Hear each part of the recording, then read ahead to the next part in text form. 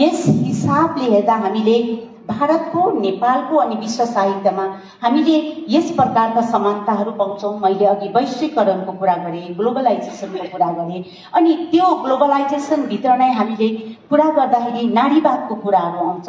नारीवादी लेखन पनि धेरै लेखिएको छ।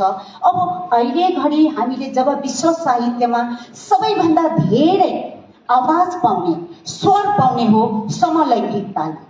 सबैभन्दा ज्यादा थर्ड जेन्डरले, होमोसेक्सुअलिटीले सबैभन्दा ज्यादा त्यस्ता लेखकहरू विश्व साहित्यमा उनीहरूको एउटा सक्रियता रहेको छ, सहभागिता रहेको छ। र यस कारणले गर्दा हामीले एउटा ट्रान्सजेन्डर कम्युनिटीको पनि हामीले स्थापना भएको देख्छौँ विश्व साहित्यमा हेर्नु हो भने। र जब हामी नारीवादमा फर्केर आउँछौँ, नारीवाद मात्रै भनेर हुँदैन, यसभित्र विभिन्न चरणका लेखनहरू सुरु भएको छ। र अहिले घडी विश्व साहित्यको सन्दर्भमा नारीवादमा पनि हेर्दाखेरि इन्टरसेक्सनालिटीले सबैभन्दा धेरै यो लेखन सुरु भएको छ। र इन्टरसेक्सनालिटी भनेको यो अन्तर्विभागीय हाम्रो नारी वर्गभित्र पनि जस्तै वर्णमा, वर्गमा, जातमा, धर्ममा यस्ता नारीहरूले कसरी आफ्नो आवाजलाई अझ प्रबल बनाउनु लेखनद्वारा, यस प्रकारको लेखन अझ भारतको नेपाली साहित्यमा नारीवादी लेखकहरूले ध्यान दिन पर्नेछ, जो विश्व साहित्यमा यस प्रकारको लेखनहरू सुरु भएको छ। र यस प्रकारमा हामीले धेरै भिन्नता पाउँछौँ, धेरै समानता पाउँछौँ। तर जब हामीले विश्व साहित्यमा हामीलाई त्यो स्तरमा लगेर दोहोरो रूपमा उभाउनु हो भने हामीले धेरैभन्दा धेरै ध्यान दिनुपर्ने विधा हो अनुवाद। जबसम्म हामीले अङ्ग्रेजी भाषामा हाम्रा लेखनहरूलाई त्यस स्तरमा अनुवाद गर्दैनौँ, विश्व साहित्यमा ती कृतिहरूको, ती लेखकहरूको चर्चा हुन सम्भव छैन। र विश्व साहित्यमा जब विभिन्न देशहरूमा छरेर लेखकहरूले काम गरिरहेका छन्, विशेष गरेर नेपालबाट बाहिर गएर बस्ने लेखकहरूले रसियाली भाषामा, फ्रान्सेली भाषामा, अन्य भाषाहरूमा, जर्मनीली भाषाहरूमा आफ्ना कृतिहरू अनुवाद गरेर विश्व स्तरमा पुर्याउने कामहरू गरिरहेछ। त्यस हिसाबले, त्यस दृष्टिले हो भने भारतका हाम्रा धेरैवटा नेपाली कृतिहरू अङ्ग्रेजीमा अनुवाद हुनु छ अनि त्यसलाई विश्व स्तरमा हामीले विमर्शमा लानुपर्छ, प्रचारमा लानुपर्छ, प्रसारमा लानुपर्छ। यसमा हामी पछि छुटेको मलाई बोध भइरहेको छ। धन्यवाद। यहाँलाई धेरै धेरै धन्यवाद। विश्व नेपाली साहित्यको चर्चा गर्दा केही कुराहरू आए, केही प्रवृत्तिहरू आए, जस्तै वैश्वीकरणको कुरा, ग्लोबलाइजेसनको कुराहरू आज लेखिँदैछ नेपाली साहित्यमा विश्व स्तरमा भन्ने कुराहरू आए। अर्को कल्चरल हाइब्रिडिटीको कुरा आयो, पर्यावरणको कुरा आयो। कल्चरल हाइब्रिडिटीमा भूमिके बाबाले भन्नुभएको छ कि हामी अब एउटै मात्रै आइडेन्टिटीमा बाँच्न सक्दैनौँ। आजको मान्छे सबै हाइब्रिड छ, उसको आइडेन्टिटी हाइब्रिड छ। त्यही हाइब्रिड आइडेन्टिटी सायद नेपाली, विश्व नेपाली साहित्यमा पनि आइरहेको होला। त्यो कुरा पनि यहाँ आयो। अहिले पर्यावरण साहित्य लेखिँदैछ भन्ने जुन चर्चा आयो, पर्यावरण साहित्यबाट पनि आज विश्व नेपाली साहित्य भन्दा अरू विश्वका अन्य भाषाका साहित्यमा पर्यावरण मात्रै होइन तर क्लाइमेट फिक्सन भनेर अर्को पनि आइसकेको छ। अब यो बारे पनि म पछि यहाँसँग आउनेछु। यससाथै युद्ध साहित्य लेखिँदैछ, युद्धका विषयहरू लेखिँदैछ विश्वको साहित्य, नेपाली साहित्यको सन्दर्भमा भन्ने चर्चाहरू आए। अनि एउटा प्रमुख पक्ष समलैङ्गिकताको कुराहरू आयो, जेन्डरको कुराहरू आयो, जेन्डर आइडेन्टिटीका कुराहरू छन्। यी कुराहरू पनि नेपाली साहित्यमा विश्वमा लेखिँदैछ भन्ने जुन चर्चा आयो, यसले हाम्रो नेपाली साहित्य कता जाँदैछ भन्ने एउटा स्पष्ट निर्देश या त दिशा चाहिँ दिएको मलाई लाग्यो। यस सँगसँगै म तेस्रो प्रश्न श्री ज्ञानबहादुर छेत्री सरसँग जान चाहन्छु। यहाँले असमको नेपाली साहित्यबारे अध्ययन गर्नुभएको छ, अनुवादबारे पनि अध्ययन गर्नुभएको छ। अनि हामीलाई थाहा छ जब हामी भारत अलिकति विश्व नेपाली साहित्यबाट घटेर जब असममा आउँछौँ, नेपाली भारतीय नेपाली साहित्यमा आउँछौँ, त्यतिबाट प्रारम्भमा हेर्नु हो भने असमको धेरै प्रबल थियो, त्यहाँ उपस्थिति प्रबल थियो। अनि अहिले पनि छ, उपस्थिति छैन भन्ने होइन। तर जब हामी अध्ययन गर्दै जान्छौँ, हामीले सबै लहरीहरू हेऱ्यौँ भने पनि असममा पहिला पहिला धेर थिए। तर भारतीय नेपाली साहित्यको चर्चाको क्रममा कतै कतै असम चाहिँ छुट्टिराखेको देख्छौँ।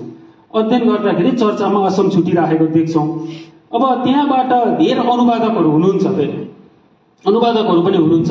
यहाँ आफै पनि एकजना अनुवादक हुनुहुन्छ, अनुवादको क्षेत्र पनि छ। अनि असमको नेपाली साहित्यबारे यहाँले अध्ययन गर्नुभएको छ। यसका भारतीय नेपाली साहित्य र नेपाली साहित्यको सन्दर्भमा असम अलिकति छुटिनेको कारण के हो?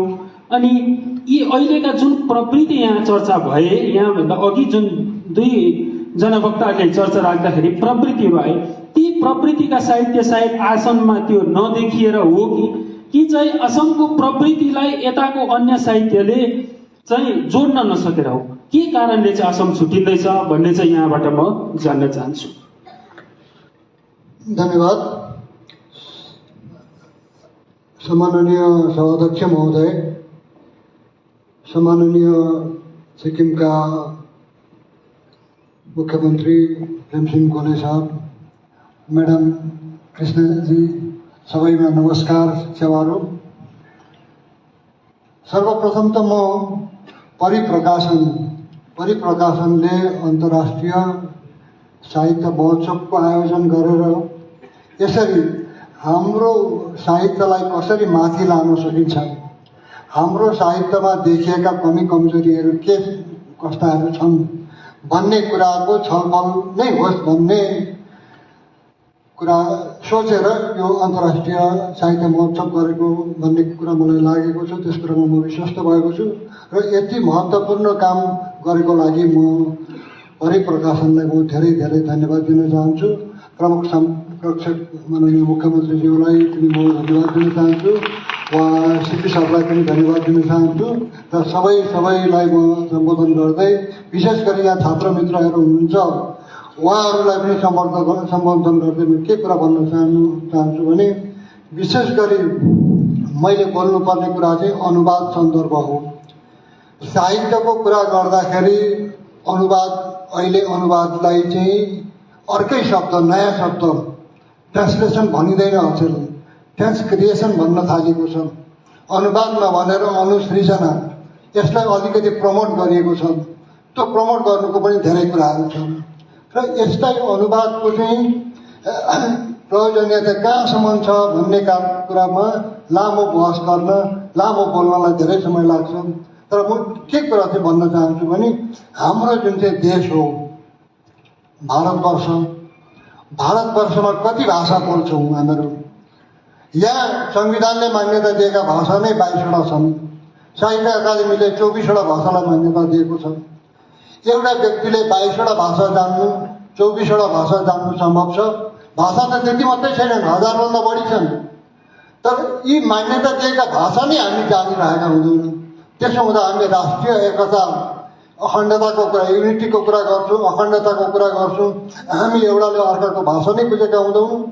तमिल मैले बुझेकै छैन, कन्नड मैले बुझेकै छैन, तर मैले अङ्ग्रेजी बुझेको छु, अरू भाषा बुझेको छु। र त्यसरी हाम्रो देशभित्र जुन चाहिँ आपसमा जुन चाहिँ सद्भाव, जुन चाहिँ युनिटी, इन्टिग्रिटी भएर हामी जुन कुरा भन्छौँ, ती चिजलाई ल्याउनका लागि पनि अनुवाद धेरै धेरै महत्त्वपूर्ण कुरा छ। विशेष गरी म हाम्रा छात्र भाइहरू जति पनि हुनुहुन्छ, छात्र छात्राहरू, उहाँहरूलाई म भन्न चाहन्छु, अरू माननीय मुख्यमन्त्रीको पनि म दृष्टि आकर्षण गर्न चाहन्छु कि त्यो के भने अनुवादको विषयमा हामी जति सिरियस हुनुपर्थ्यो त्यति सिरियस हामी हुन सकेका छैनौँ। हामी देख्छौँ अरू भाषाहरू धेरै माथि गए। बङ्गाली साहित्यमा नोबेल पुरस्कार पाएको 1913 सनमा हो। 100 वर्षभन्दा पनि 110 वर्ष भइसकिसक्यो। तर हामी अहिले कुरा गर्छौँ सारा विश्वमा हामी खिचेर हाम्रो नेपाली जाति छ। विभिन्न देशका, अस्ट्रेलियामा छ, युकेमा छ, युएसएमा छ, विभिन्न ठाउँमा छौँ हामीहरू। यति धेरै देशहरूमा छरिएर बसेका छौँ। सिङ्गो भारतवर्षमा छौँ हामीहरू। सिङ्गो नेपाल राष्ट्र छ। कोही हामीहरूको कसैले नोबेल पुरस्कार पाएको छ, कोही कसैले बुकर पुरस्कार पाएको छ। र किन पाएनौँ हामीहरू त्यस्तो वर्षमा पुरस्कार? बङ्गाली साहित्यले 100 वर्ष अगाडि किन पायो? कतै हाम्रो गल्ती त भइरहेको छैन? अरूले के लेखिरहेका छन्, हामी के लेखिरहेका छौँ? हामी कतै 50 वर्ष अगाडिका कुरा त लेखिरहेका छैनौँ? हामी कतै आजको सन्दर्भलाई हामीले जोड्न सकिरहेका छैनौँ कि तब? साहित्यमा हाम्रो जुन चाहिँ स्तरीयता छ, हाम्रो जुन चाहिँ मानदण्ड छ, त्यो कतै अरूको भन्दा केही कम्ती पो छ कि यी यस्ता खालका कुराहरू पनि हामीहरूले अनुवादको माध्यममा वा यस्तो पनि हुनसक्छ कि हाम्रो साहित्य स्तरीय छ, उच्च स्तरीय साहित्य छ, तर हाम्रो साहित्य उच्च स्तरीय भनेर जान्ने उपाय के त? कसरी जानिन्छ त्यो? जबसम्म त्यो अर्को भाषामा अनुवाद भएर जाँदैन तबसम्म त त्यसको स्तर हाम्रो निर्धारण गर्ने कुरा हुँदैन। नोबेल पुरस्कारका लागि जानुपर्दा पनि नेपालीमा लेखेकै कृति गरेर त हुँदैन त्यहाँ। र हाम्रो साहित्यमा उच्च स्तरीय कृति धेरै लेखिएका नहोलान् वा लेखेर पनि त्यो अनुवाद हुन सकिरहेका छैनन्। हाम्रा कृतिहरू अनुवादको माध्यममा विश्व दरबारमा पुगेकै छैनन्। विश्व दरबारमा पुग्ने जुन चाहिँ माध्यम हो त्यो त अनुवाद नै हो नि। अनुवादकै माध्यममा हामी विश्व दरबारमा हाम्रो साहित्यलाई पुर्याउन सक्छौँ। तर त्यो अनुवादलाई हामीहरूले कता न कता हामीहरूले त्यसलाई नजरअन्दाज गरिरहेका छौँ। त्यसलाई हामीहरूले जति गुरुत्व दिनुपर्छ त्यति गुरुत्व हामीहरूले दिन सकिरहेका छैनौँ। र त्यसमा अहिले उहाँले असमको सन्दर्भको कुरा पनि गर्नुभयो। असममा चाहिँ एउटा अलिकति के छ भन्नुहुन्छ भने असममा हामी असमिया भाषा पढेर आएका छौँ। मैले आफैले पनि असमिया माध्यममा पढेर आएँ। त्यसो हुँदा असमिया पढेर आउँदा के हो भने असमिया भाषा साहित्य त जानियो नि त। असमिया भाषा साहित्य बङ्गाली नेक्स्ट बङ्गाली साहित्य छ। निकै माथिल्लो स्तरको साहित्य असमियाहरूले लेखेका छन्। र असमियाले ज्ञानपीठ पुरस्कार पनि असमिया साहित्यकारका 3 जनाले पाइसकिसके। हामीले साहित्य अकादमी पुरस्कारहरू हाम्रोले पाएका छन्, तर ज्ञानपीठ पुरस्कार भारतमा कसैले पनि पाएको छैन हाम्रो नेपाली साहित्यमा। तर असमियामा 3 जनाले पाइसकिसकेका छन्। र असमिया साहित्य हामीहरूले पढेको हुनाले मलाई के लाग्दछ भने असमियाका कृतिहरू उच्च स्तरीय कृतिहरूले हामीहरूले ती कृतिहरूलाई नेपालीमा अनुवाद गर्ने अनि असमिया कृतिहरू जब राम्रा राम्रा कृतिहरू हामीहरूले अनुवाद गरेर नेपालीमा ल्याउन सक्यौँ भने हामीलाई थाहा पायौँ कि असमिया साहित्य यो स्तरमा पुगेको रहेछ। र त्यसरी नै भारतकै होस् वा असमकै होस् जुन चाहिँ हाम्रो जुन चाहिँ साहित्य हो त्यो साहित्यको पनि स्तर माथिल्लो स्तरमा लेखेका अब डाक्टर राजेन्द्र भण्डारी सर मेरो प्रिय कवि हुनुहुन्छ।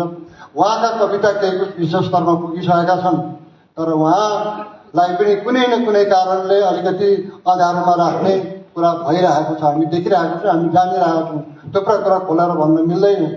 र यस्ता खालका कुराहरू भइरहेको छ। स्तरीय कृतिहरू छन्, तर ती स्तरीय कृतिहरू कविता छन्, कथा छन्, उपन्यास छन्, ती चिजलाई हामीहरूले के हुन्छ भने विश्व स्तरमा हामीहरूले लान सकिरहेका छैनौँ।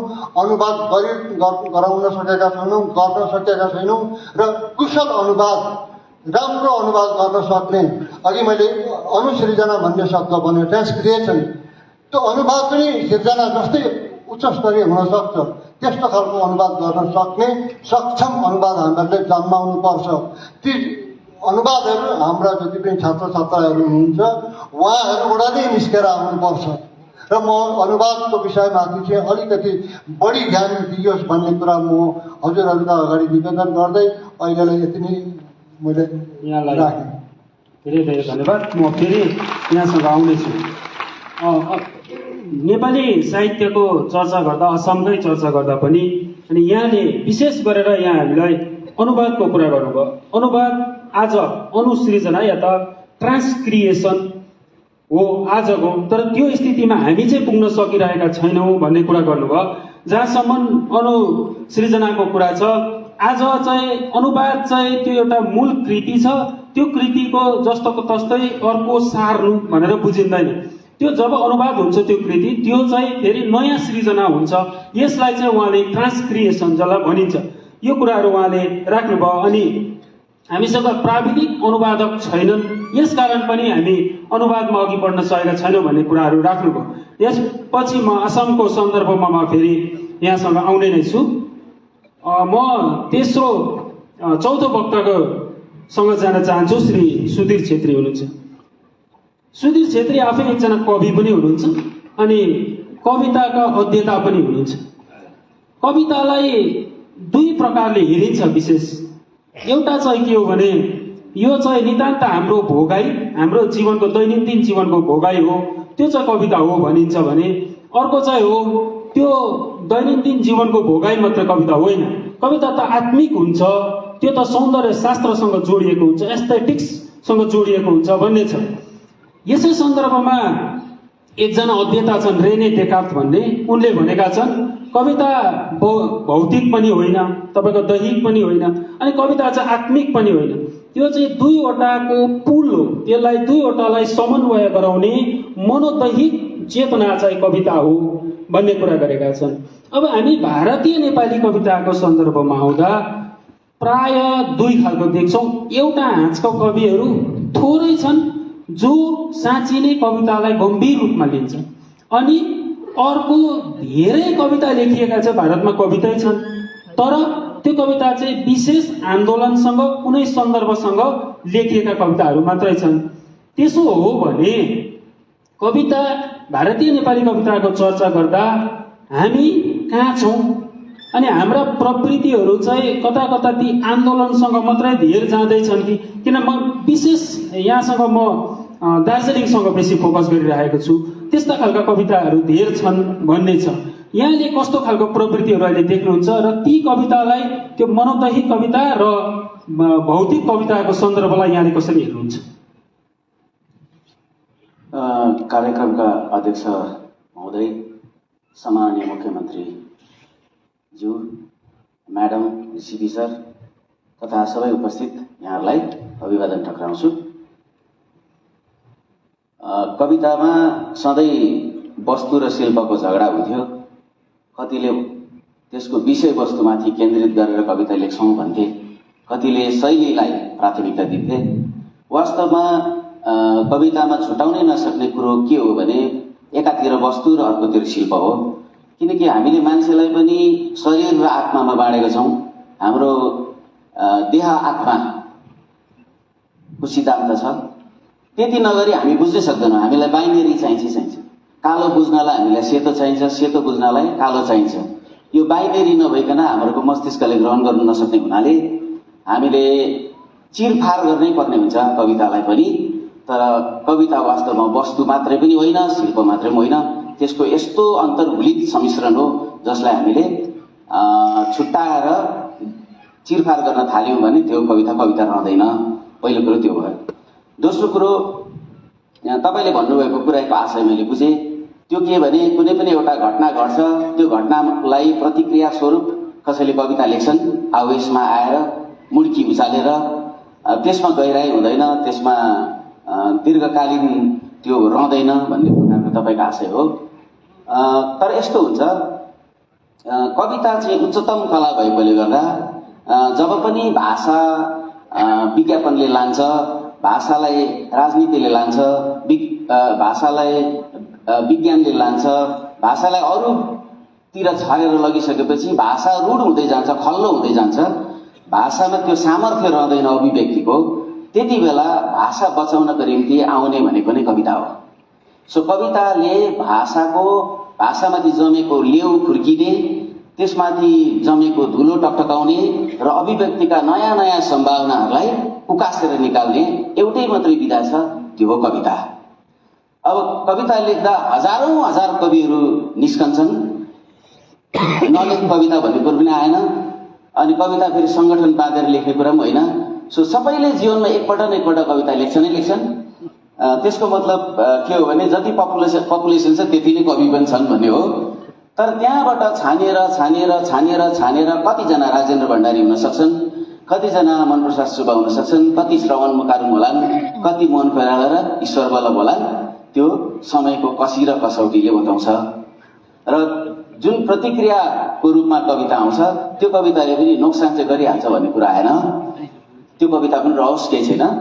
तर त्यससँगै कवितालाई अत्यन्त गम्भीरतापूर्वक लिने गर्यौँ भने पनि फेरि पाठक उम्केला। जस्तो हामी भण्डारी सरका कविताहरू यही हुनुहुन्छ र उदाहरण लिएको, उहाँका कविताहरू पढ्यौँ भने सामान्य पाठकले त्यो दैनन्दिन जीवनका घटनाहरू वर्णन स्वरूप लेखेका रहेछन् भन्ने पनि बुझ्दा पनि भइगयो। अलिकति स्तर माथि उकालेर त्यसमा बौद्ध धर्मको शून्यवाद रहेछ भन्ने कुरा खोजियो भने त्यो पनि भेटिन्छ। होइन, यो त अहिलेको भर्खरको एकदम उच्च आधुनिक समयको एउटा आवाज रहेछ, त्यसलाई अभिव्यक्त गर्नु खोज्नु भएको रहेछ भनेर बुझ्दा पनि हुन्छ। त्यसैले एउटा सक्षम कविता सक्षम कविद्वारा लिखित छ भने त्यसका पत्रा हुन्छन् र पत्रलाई अध्ययन गर्ने काल अवधिमा त्यसले भिन्न भिन्नै अर्थ पनि दिन्छ, विभिन्न स्वादहरू पनि पस्कन्छ। त्यसले गर्दा त्यसको जीवन पनि लामो हुन्छ, जसले आवेशवश या घटनासित प्रतिक्रियाका रूपमा आवेशवेष्टित कविता जसले लेख्छन् त्यसको आयु छोटै हुन्छ, त्यसमा हामीले दण्ड मान्नुपर्ने छैन। हस्, यहाँलाई धेरै धेरै धन्यवाद। कविताबारे यहाँको जुन धारणा छ, सायद डेकार्टले पनि त्यही भनेको कुराहरूसँगै यहाँको सोच होला जस्तो यहाँ बुझ्यो। कविताको जब चर्चा गर्छौँ, कविता चाहिँ शब्द नबुझ्ने लेख्नु मात्रै चाहिँ गम्भीर होइन। जसरी राजेन्द्र भण्डारी सर यहाँ हुनुहुन्छ, सरको कविता अहिले सर गम्भीर कविता लेख्नुहुन्छ। सरको कवितामा त्यो आन्दोलनको छाप मात्रै छैन, त्यो भइरहेका आन्दोलनहरूको कुराहरू मात्रै छैन, तर पनि उहाँका कविता चाहिँ पढिन्छ र रुचाइन्छ। अहिले विद्यार्थीहरूलाई सोध्यौँ भने पनि राजेन्द्र भण्डारीका कविताहरू विद्यार्थीहरूले भन्नुहुन्छ। एउटा कविता छ, सरले लेख्नुभएको कविताको अंश, फर्क शब्द यहाँदेखि उता म एक्लै जानुपर्छ। त्यो कति गम्भीर कुरा छ। भाषा जब कविताको कुरा गर्छौँ, कविता कहाँ हुन्छ भन्ने, त्यसको मर्म कहाँ हुन्छ, त्यसको कविको चेतना चाहिँ कहाँ हुन्छ भन्ने कुरा छ त्यहाँ। तर त्यो सबैलाई फेरि याद छ, त्यो सबैले पढ्छन्, किनभने गम्भीरताभित्र नै त्यो सरलता छ भन्ने कुरा चाहिँ छ। कविताबारे यहाँसम्म म फेरि आउने नै छु। यसभन्दा पछि म अन्तिम वक्ताका रूपमा जान चाहन्छु दुर्गा प्रसाद शर्मा सरसँग। यहाँले सिक्किमको नेपाली साहित्यबारे अध्ययन गर्नुभएको छ। हामी सिक्किममा भौतिक संसाधनले पूर्ण छौँ, हामीसँग भौतिक संसाधनको अभाव छैन। सायदै सबै कुराको हामीसँग पूर्ण छ, हामीलाई सबैतिरबाट सहयोग छ, समर्थन छ। तर पनि केही विधाहरूमा, सबै विधा म भन्दिनँ, केही विधाहरूमा चाहिँ सिक्किमले लेख्न सकेको छैन, खस्किराखेको छ भन्ने कुरा छ। एउटा यो प्रश्न सधैँ आइराखेकै प्रश्न हो र यसको पछिको कारण एउटा त हामी अति भौतिक भयौँ कि अलिक भौतिकवादमा हामीलाई बेसी त्यसको रसले गर्दा यता साहित्यप्रति चाहिँ हाम्रो झुकाव नभएको हो कि होइन, त्यो नभएर यसका अन्य केही कारणहरू छन् कि सिक्किमको साहित्यले अरू गर्नुपर्ने केही कारणहरू छन् कि यहाँले के देख्नुहुन्छ?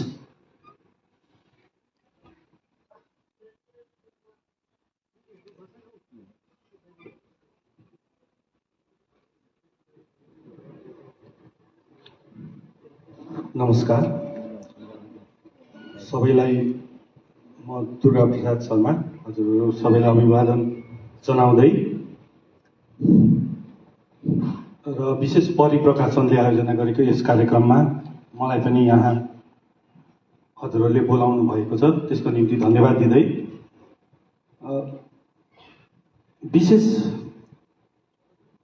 सहजकर्ताको प्रश्न चाहिँ कहाँ छ भन्दाखेरि सिक्किममा हामी भौतिक रूपमा संसाधन युक्त छौँ अथवा भौतिक रूपमा हामी अगाडि नै छौँ, तर त्यसको तुलनामा साहित्य चाहिँ भारतीय नेपाली साहित्यलाई समग्रमा हेर्दाखेरि सिक्किमको साहित्य सायद हामी कतै छोडिरहेछौँ कि भन्ने आशय हजुरको प्रश्नको हुनसक्छ।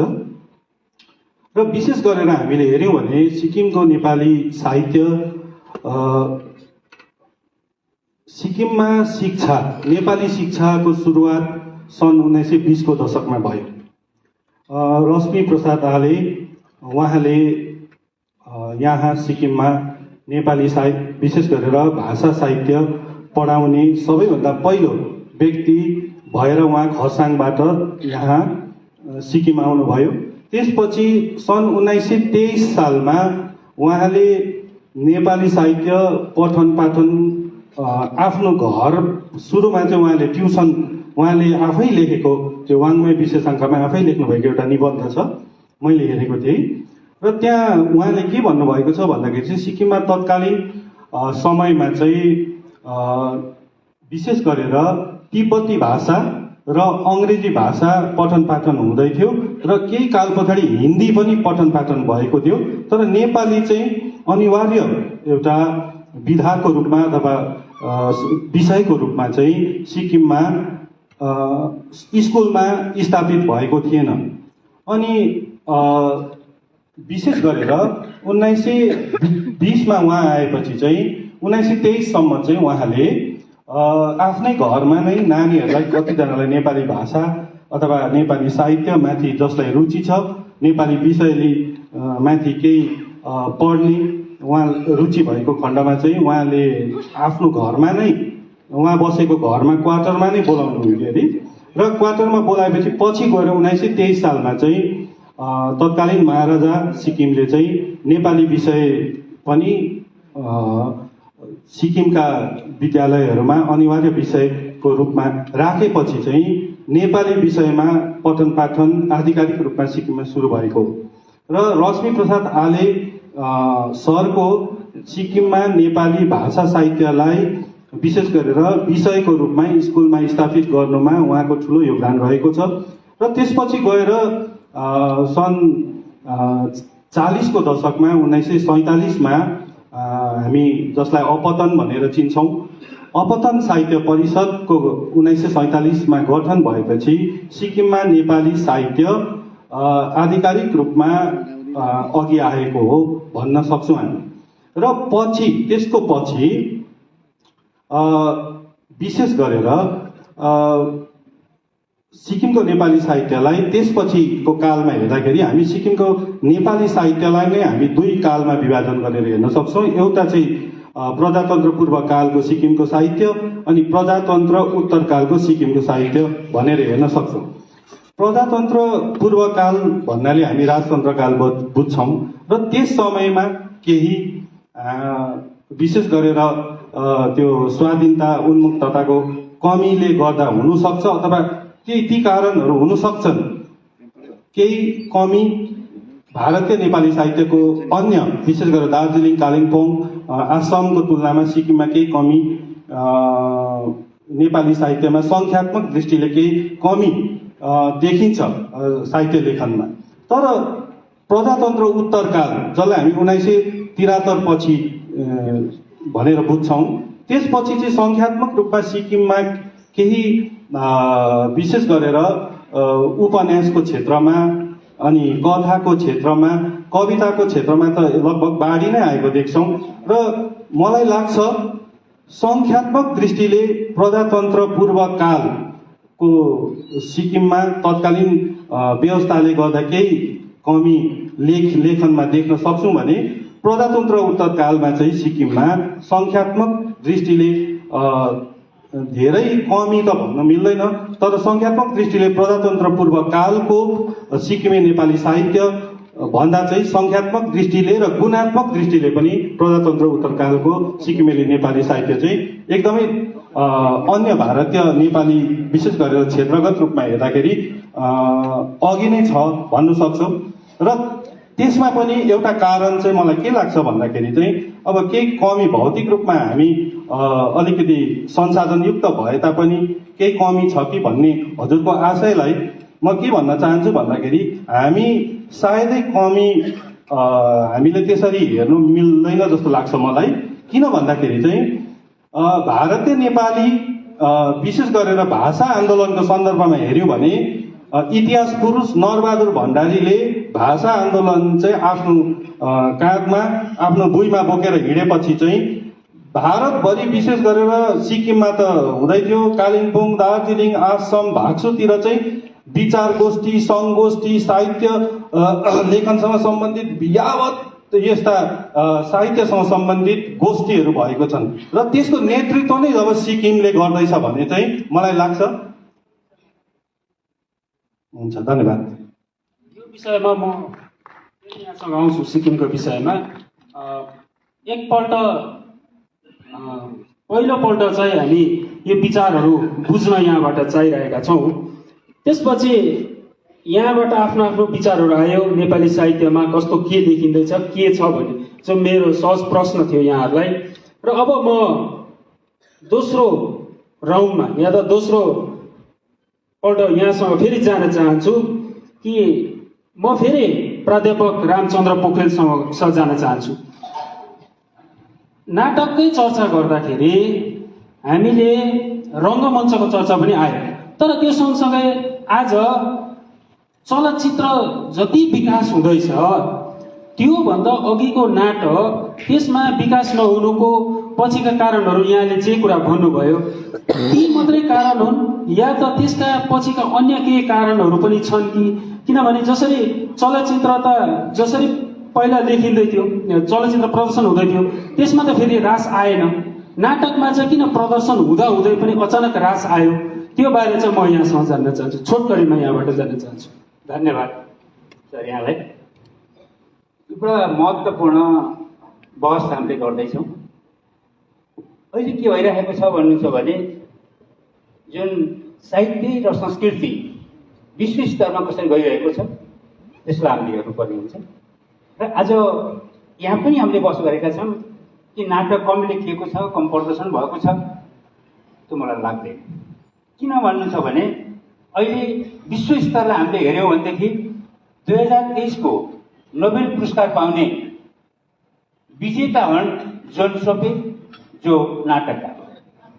त्यो नाटकले अहिले नोबेल पुरस्कार पाइरहेको छ।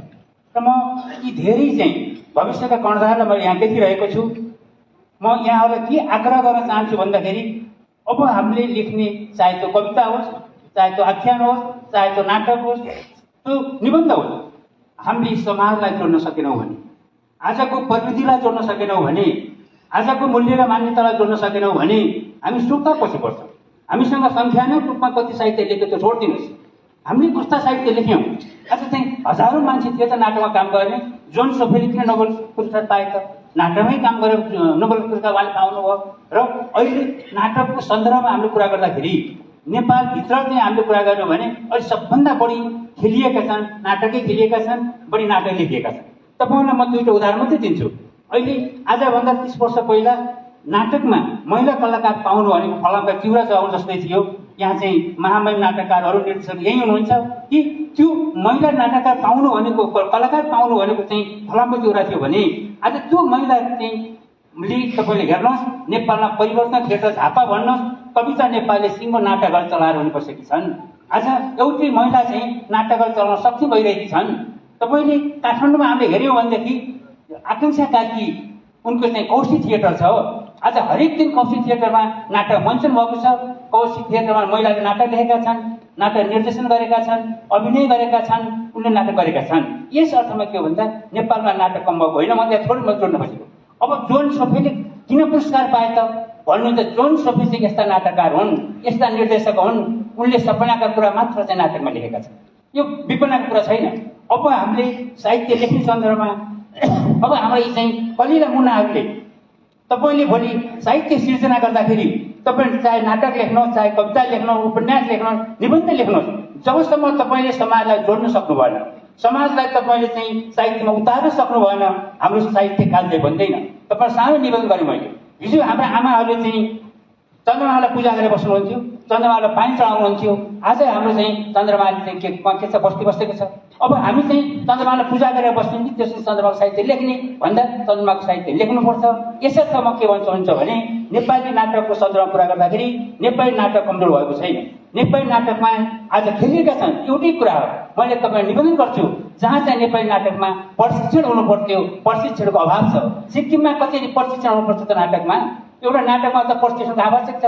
दार्जिलिङमा कति प्रशिक्षण भइरहेको छ, तपाईँको चाहिँ भुटानमा कति प्रशिक्षण भएको छ, यसलाई हामीले चाहिँ ख्याल गरेर मैले चाहिँ महामहिम चाहिँ मुख्यमन्त्री यहीँ हुनुहुन्छ, उहाँको उद्देश्य के हो भन्दा कला साहित्य र संस्कृतिको संरक्षण गर्ने हो। आजको यो अन्तर्राष्ट्रिय साहित्य सम्मेलन के हो? कला साहित्य संस्कृतिको संरक्षण हो भने अब हाम्रो नाटकमा यसलाई उन्नति गर्नको लागि नेपालभित्र जति पनि नाटक चाहिँ भएका छन्, हरेक चाहिँ नाटकहरूमा प्रशिक्षण चलेको छ, नयाँ पुस्तक उत्पादन गरेको छ, नाटकको बारेमा यति धेरै प्रशिक्षण आइसकेको छ।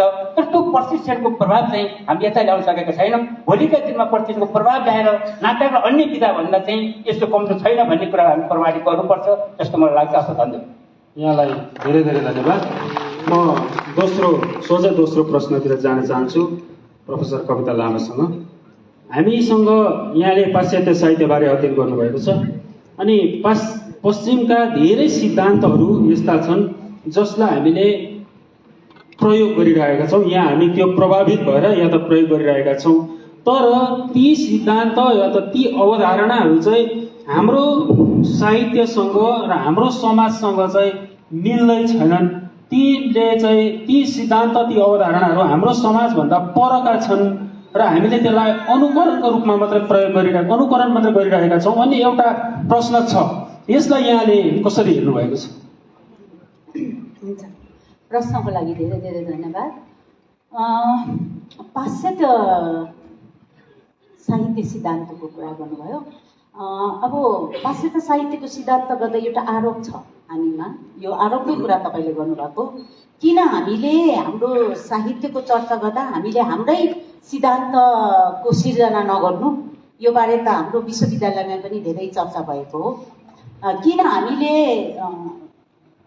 त्यसलाई पैँचोको रूपमा लिँदैछौँ, यो पैँचो ल्याउने काम नगरौँ, हामीले हाम्रै सिद्धान्त हामीबाटै निकालौँ भनेर भन्दा, अब यसै सन्दर्भमा एउटा ठ्याक्कै कुरा जोड्नु के चाहियो भने, हङकङबाट देशसुब्बाले भयवाद भनेर आफ्नो सिद्धान्त निकाल्नु भयो।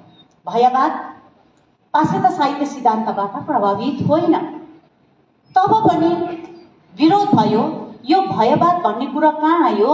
जबकि हामीले संस्कृत साहित्यमा जब रसवादको कुरा गर्छौँ, भय त एउटा रस हो र यो बात जोड्ने बित्तिकै यो नयाँ सिद्धान्त हुन्छ र भन्ने प्रश्नहरू आयो। हेर्नुहोस् है, जब हामीले आफ्नो कुरा ल्याउनको लागि नयाँ सिद्धान्तको सिर्जना गऱ्यौँ, भयवाद, विश्वमा कहीँ पनि भयवादको कुरा छैन, फियरिजमको कुरा छैन, तब पनि हामीले विरोध गर्यौँ।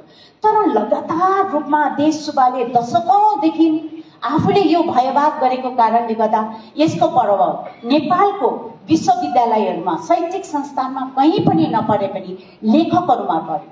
दीपक सुवेदीले भयवादको कुरा गर्यो, धरानमा आएर भयवाद अध्ययन केन्द्र नै सुरु भयो। भारतमा आयो भने रण काफ्लेले भयवादमाथि नै काम गरिरहेका छन्।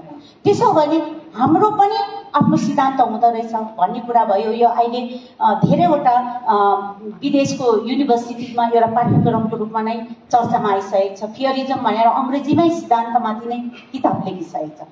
जब पाश्चात्य साहित्य सिद्धान्तको कुरा आयो, यो दोष छ हामीमा। किन हामीले अब कुरा गऱ्यौँ भने स्वतन्त्रतावाद पनि त पाश्चात्यबाटै आएको हो, यथार्थवाद पनि त पाश्चात्यबाटै आएको हो, नारीवाद पनि त पाश्चात्यबाट आएको हो, अति यथार्थवाद पनि त पाश्चात्यबाट आएको हो, विसङ्गतिवाद पनि, सबै वादहरू पाश्चात्यवादबाट। तर हामी जब सर्जकहरूले यी वादहरूलाई लिएर हामीलाई जब यसको आवश्यकता पर्छ, किनभने हामीले विश्व साहित्यको सन्दर्भमा मैले कुरा राख्नुपर्ने हुन्छ र जब विश्व साहित्यको समकक्षमा हाम्रो साहित्य उभ्याउँदा हाम्रा लेखकहरूले ती सिद्धान्तमा सचेत रूपले प्रयोग नगरे तापनि, ती सिद्धान्तहरू पढेर प्रयोग नगरे तापनि हाम्रो लेखनको ट्रेन, त्यो प्रवृत्ति कहाँ जाँदैछ, कहाँ बढ्दैछ भनेर यसो हेर्ने र खै गर्ने, लट्ठी देखाउने काम त समालोचकले गर्छन्। अनि समालोचकले यो काम गर्दा त पाश्चात्य साहित्य सिद्धान्तै लिएर काम गर्ने पर्छ। तर समालोचकहरू जब पाश्चात्य साहित्य सिद्धान्तको कुरा गर्छ, यसले सधैँ हाम्रो परिवेशलाई ध्यान दिनुपर्छ, हाम्रो सामाजिकतालाई ध्यान दिनुपर्छ, हाम्रो पृष्ठभूमिलाई ध्यान दिनुपर्छ। जब हाम्रो पृष्ठभूमिको विरोध गरेर ती सिद्धान्तहरू उभिन्छन् भने हामीले ती सिद्धान्तहरूको चर्चा नगरे पनि हुन्छ। अनि जबरजस्ती लिएर त्यसलाई मिलाउने कोसिस गर्यो भने ती सिद्धान्त फेल हुन्छ। यस कारणले गर्दा हामीले ती साहित्य सिद्धान्तलाई जब हाम्रा लेखकहरूले प्रयोग गर्छन्, आफ्नो समाजलाई नै हेरेर प्रयोग गरेका छन्। आफ्ना पात्रहरू सिर्जना पनि हाम्रो समाजबाटै छ, मात्र हामीले सिद्धान्त पाश्चात्य अध्ययन परम्पराबाट ल्याएको। मेरो अध्ययनले यही भन्छ। धन्यवाद। यहाँलाई धेरै धेरै धन्यवाद। म फेरि असमपट्टि जान चाहन्छु। मैले अघि पनि यही प्रश्न सरलाई गरेको थिएँ कि असमको नेपाली साहित्य कता कता छोडिँदैछ भन्ने एउटा कुरा छ। हामीले चर्चामा लेखिँदै छैन भन्ने कुरा होइन, चर्चामा छोडिँदैछ भन्ने। यसका प्रमुख कारणहरू चाहिँ के हुन्? किन चाहिँ छोडिँदैछ असमको साहित्य चाहिँ चर्चामा भन्ने चाहिँ मलाई अघिदेखि लागिरहेको छ। सरले संक्षिप्तमा यसका कारणहरू मलाई बताइदिनुहुन्छ। धन्यवाद।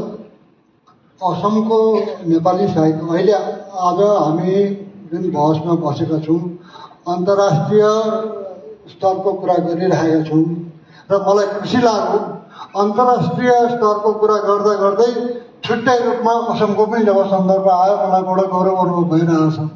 किनभने असमको साहित्यप्रति, असममा नेपाली साहित्य कसरी अघि बढेको रहेछ त्यसमा अलिकति चासो भएको मैले बुझेँ। र त्यहाँ चाहिँ म के भन्न चाहन्छु भने एउटा टाइम, एउटा समय थियो जुन समयमा चाहिँ हामीसँग यो प्रविधि थिएन। त्यो प्रविधि नहुँदाखेरि चाहिँ के हुन्थ्यो भने साहित्य भनेको चाहिँ अब सारा विश्वसँग जोडिने कुरा हो र हामी दार्जिलिङसँग जोडिन सकिरहेका हुँदैनथ्यौँ, नेपालसँग जोडिन सकिरहेका हुँदैनथ्यौँ, सिक्किमसँग जोडिएका हुँदैनथ्यौँ। र त्यतिखेर असममा एउटा सानो सेरोपेरोमा, सानो गण्डीमा हामीहरू सीमाबद्ध भएर बसेका थियौँ। जे लेखेका थियौँ ती लेखेका थियौँ। असमिया भाषामा हामीहरूले पढ्यौँ, तर नेपाली भाषा त हामीहरूले सिक्यौँ न, जान्यौँ न। जस्तो जान्यौँ मेरो मातृभाषा हो, मेरो संस्कार हो, मेरो संस्कृतिलाई मैले माया नगरे कसले गर्छ भन्ने जुन चाहिँ भित्री जुन चाहिँ चाहना, त्यसले हामीहरूले पत्र पत्रिका निकाल्यौँ, साहित्य सिर्जना गऱ्यौँ, कविता लेख्यौँ, कथा लेख्यौँ। ती कथाकथि जुन चाहिँ एभरेज स्तरदेखिबाट केही तल्लो लेभलमा थियो होला। यहाँसँग मेरो प्रश्न चाहिँ के हो भने किन छोडिँदैछ भन्ने मात्रै हो। यहाँले धेरैवटा कुराहरू राख्नुभयो, यसमा म फेरि यहाँसँग आउनेछु अन्तिममा। म चौथो एउटा लाइन चाहिँ जोडिदिउँ। आजको सन्दर्भ बेग्लै छ। अहिले हामीलाई प्रविधिले जोडेको छ। अघि विजय स्थानको कुरा आयो, त्यहाँ विश्व साहित्यको कुरा आयो, अरू ठाउँको कुराहरू पनि आयो। त्यहाँ हामीलाई प्रविधिले जोडेर अहिले पर्यावरण साहित्यको अनलाइन मिटिङ हुन्छ युकेबाट, आसामबाट पनि जोडिएका हुन्छौँ हामीहरू। युएसएमा बडा प्रोग्राम हुन्छ, आसामबाट पनि हामी जोडिएका छौँ। अहिलेको सन्दर्भ चाहिँ के हुन्छ भने 20 वर्षको वा 30 वर्ष अघिको भन्दा अहिले बेग्लै छ। अहिले परिवर्तित स्थितिमा हामी केही अघि बढेको अनुभव मलाई भइरहेको छ। हवस्, यहाँलाई धेरै धेरै धन्यवाद। म चौथो वक्ताको रूपमा सुधीर छेत्री सरसँग जान चाहन्छु। भारतीय नेपाली कविताको कुरा गर्दा अहिलेको सन्दर्भमा मलाई संक्षिप्तमा यहाँले अहिलेका केही प्रवृत्तिहरू अनि बताउँदै यहाँसँग म यो कुरा जान्न चाहन्छु। अहिलेको नेपाली कविता चाहिँ धेर थिमेटिक भएको हो। भारतीय नेपाली थिमेटिक अहिलेको कविता अचानक यो नयाँ पाराले फुत्तै निस्किने त होइन नै, होइन। परम्पराको रूपमा जे पहिला ज्ञानवीर दासदेखि नै सुरु हुन्छ नि त परम्परा। त्यहाँबाट धरणीधरले के गर्यो, अगम सिंगिरीले के गर्यो, तेस्रो आमिलेहरूले के गरे, सङ्क्रमणले के गरे, होइन। किनारीकरण, विचलन, हस्तक्षेपी, समावेशी आन्दोलन बाहेक पनि धेरै सर्जकहरू छन् जसले उन्मुक्त रूपमा कविता विधालाई एउटा गतिलो र बलियो परम्पराका रूपमा भारतमा स्थापित गरेर अब हस्तान्तरण गरिरहेका छन्। सो अहिले मैले यसो मूलत बुझ्दा चाहिँ अहिलेका कविहरूले यो जुन अहिले सिद्धान्तको पनि कुरा गर्नुहुँदै थियो हजुरले, होइन। अब युरोप अमेरिकाको सिद्धान्त ओसारेर ल्यायो भन्ने यो आरोप त अहिलेको होइन नि त, धेरै अगाडिदेखि नै हो। अब उतै पनि थ्योरीसँग मान्छे थाकिसकेका छन्, यता त कुरै आएन। त्यसले गर्दा अब यहाँ उत्तर आधुनिकतावाद, संरचनावाद, उत्तर संरचनावाद, फलना ढिस्का, होइन, हुँदा हुँदा हुँदा भरे मान्छेलाई के आभास हुँदैछ भने मनका कोमल भावनाहरू जुन चाहिँ छ, अनुभूतिहरू छ, जुन चाहिँ मानविक सम्बन्धहरू छ, संवेदनाहरू छ, है, मान्छेको नैसर्गिक जुन मनका भावहरू छ त्यो पो वास्तवमा काम लाग्दो रहेछ त भन्नेतिर जाँदैछ बिस्तारै मान्छे, मैले अनुभव गरेको है। अनि त्यसमा फेरि त्यो जुन अपमानित भएर, लाञ्छित भएर खेदिसकेको लय हुन्छ नि कवितामा, लयात्मकता, त्यो बिस्तारै पुनर्स्थापित हुँदै गएको मैले देखेको छु। अब थिमेटिकको कुरा जुन चाहिँ छ त्यो, त्यसमा चाहिँ अहिले तपाईँले फेरि मौका दिनुभयो भन्नुला। यहाँलाई धेरै धेरै धन्यवाद। म अन्तिम वक्ताको रूपमा दुर्गा प्रसाद शर्मासँग जान चाहन्छु। सिक्किमको नेपाली साहित्यमा यहाँ अत्यन्त संक्षिप्तमा बताइदिनुहोस् कि सिक्किमको नेपाली साहित्यमा चाहिँ ऐतिहासिक सन्दर्भहरू आइरहेको छैन, सिक्किमको ऐतिहासिक सन्दर्भहरू चाहिँ लेखिएको छैन भन्ने एउटा प्रश्न छ नि, यसबारे यहाँले कसरी हेर्नुभएको छ?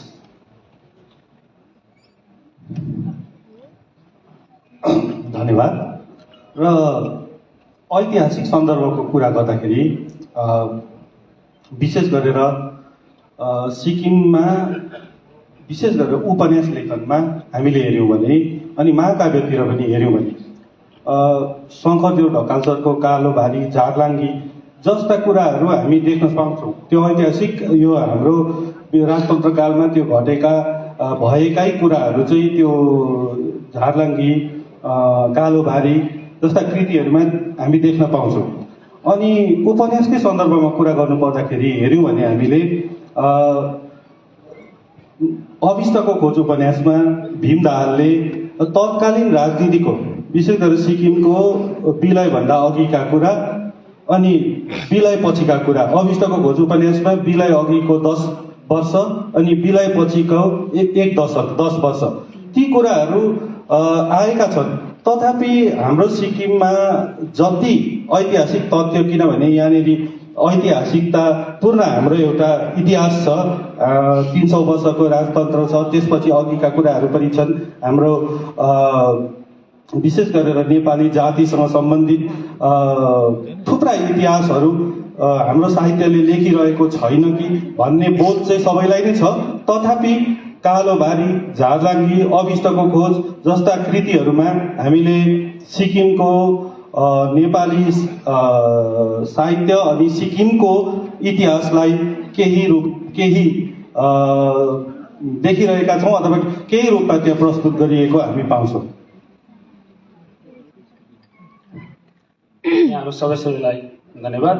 विषयमा जुन हामीले चर्चा गर्नुपर्ने थियो यसलाई हामी अब यहीँ अन्त गर्छौँ।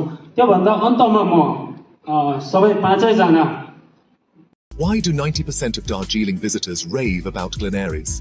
Let's find out. Welcome to Glenaries in Darjeeling. Since the British Raj, this iconic bakery has been delighting generations with its exquisite confections. Imagine biting into a pastry that whispers tales of colonial elegance. From their famous pastries to artisanal breads, every bite is a taste of Darjeeling's rich heritage. Step inside and you're greeted with unmatched hospitality and timeless recipes. It's more than just food. It's a delightful experience wrapped in history. So, whether you're a travel enthusiast or a history buff, Glenaries is a must visit. Glenaries, where every moment is a taste of history. Visit us today and savor Darjeeling's oldest confectioners, Glenaries. Taste the legacy. We focus on making students future ready with the needs of industry. By acquiring skills, make students competitive in their careers. With relevant skills, making students are more marketable. With collaboration, keep updated with industry trends. During course, students are earning from their activities in the industry. Supplements to on-job learning on a regular schedule during course. Don't wait, secure your future now.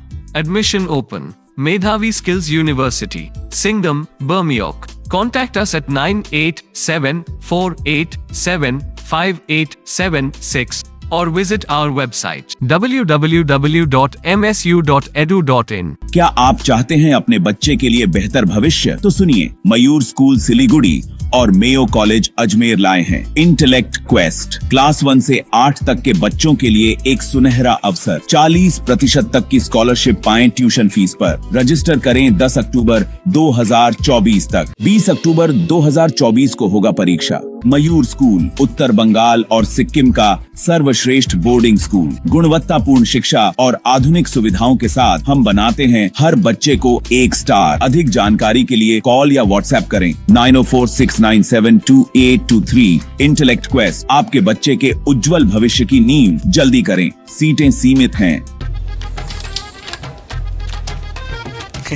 नमस्ते ma'am. हाँ, dining table? जी ma'am, आइए बैठिए ma'am. Such में श्रुति बहुत बढ़िया है, एकदम जबरदस्त। Such में बहू मान गए। Very good mom. और भी ऑप्शन है मैम। हाँ? सोफा? जी मैम। हाँ? श्रुति क्या सोफा है? और भी ऑप्शन है मैम।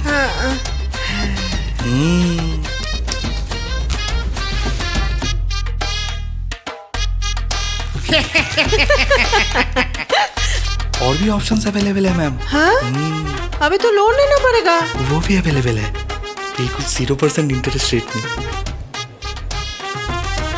आप बैठकर, लेटकर, गद्दे पे उछलकर हर तरीके से देख सकते हैं।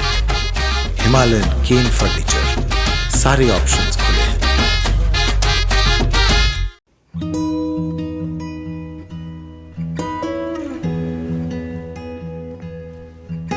समयमा रोपेको बिरुवाले बेला बेला मलजल पाए एक दिन रुख भएर फलफुल दिन्छ। त्यसरी नै एसआइपीमा ससानो रकम लगाउनु गर्दै गरी ती रकमहरू भविष्यमा ठुलो रूप लिन सक्छ एवं तपाईले धनवान पनि बनाउन सक्छ। घर बनाउन, उच्च शिक्षा लिन, सुख साधन किन्न, सम्मानित रिटायरमेन्ट जीवन जिउन होसमा जोश मिलाई एसआइपीमा लगानी गरी भविष्य बनाउनुहोस्। म्यूचुअल फंड निवेश बाजार के जोखिमों के अधीन है। योजना से जुड़े सभी दस्तावेजों को ध्यान से पढ़ें।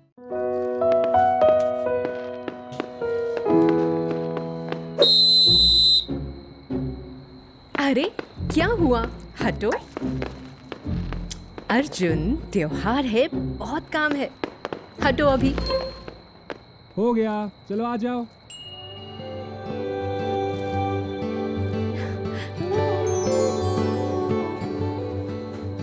ये सब कब किया? और नया सोफा? ये किस लिए? तुम्हारे लिए। अब से तुम आराम करोगी, बाकी काम हम करेंगे।